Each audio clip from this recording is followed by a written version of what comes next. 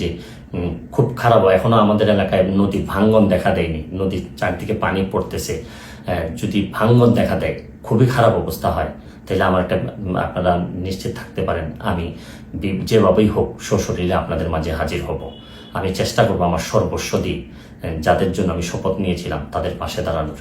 এত পানি, বিশেষ করে আমি আমাদের এলাকায় দেখলাম যে 93 সালের পরে হবিগঞ্জে এত পানি খোয়াই নদীর উপরে কখনো হয়নি। কারণ একটা ভারত থেকে একটা ড্যাম এটা ছেড়ে দেওয়ার কারণে পানি আর কোনোভাবে কুলায় উঠতে পারতেছে না আমাদের নদী।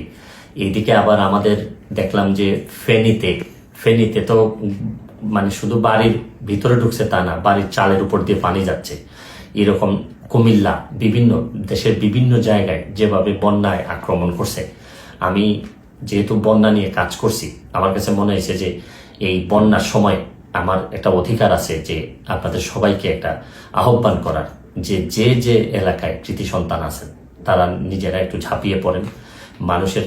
কারণ দূর থেকে বন্যা বলতে আমরা পানি দেখি, কিন্তু আপনি যদি কাছে যান, প্রতিটা পরিবার যে কি পরিমাণ কষ্ট হয়, কাছে গেলে বুঝতে পারবেন যে মানুষের কষ্ট।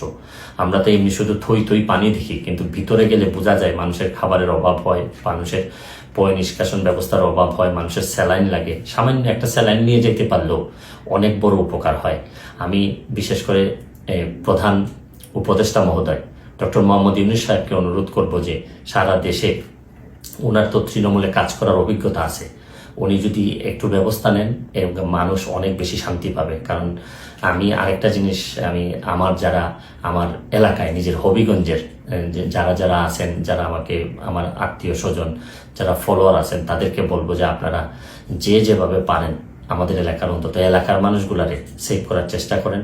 আমার পক্ষ থেকে আমি যেভাবে পারি কিছু না কিছু সহযোগিতা করার চেষ্টা করব। কারণ সবাই একসাথে দাঁড়াইলেই দেশের যে কোনো দুর্যোগে আমরা মানুষের কল্যাণ কিছু করতে পারবো। আমরা বহু মানুষ আছি, হয়তো মানুষ একটু বিপদে পড়লেই কাজে আসতে পারি, হয়তো আমরা চেয়ে ঘুরে বেড়া না, আমরা হয়তো অনেক বেশি প্রতিবাদকারী না, বা সব জায়গায় দাঁড়ায় যেতে পারি না, অনেক লিমিটেশন নিয়েই মানুষ হিসাবে বেঁচে থাকি। তারপর চেষ্টা করেন যে সবাই মিলে অন্তত বন্যা দুর্গতরে সবকিছুর ঊর্ধ্বে উঠে বন্যা যারা দুর্গত তাদের পাশে দাঁড়াবেন, এইটুকু আমার আপনাদের কাছে আহ্বান, আপনাদের কাছে চাওয়া। তারপর আমি একটা জিনিস বলি যে খুব খারাপ, এখনো আমাদের এলাকায় নদী ভাঙ্গন দেখা দেয়নি, নদীর চারদিকে পানি পড়তেছে।